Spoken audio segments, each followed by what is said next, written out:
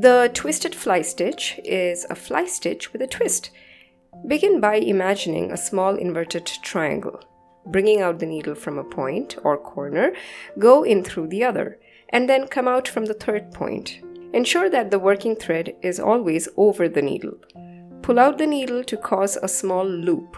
Now, pass the needle through the loop from the top. When you pull out the needle, the loop twists on its own. Pass the needle through the fabric at a desired length and end the stitch. Now, let's do that again.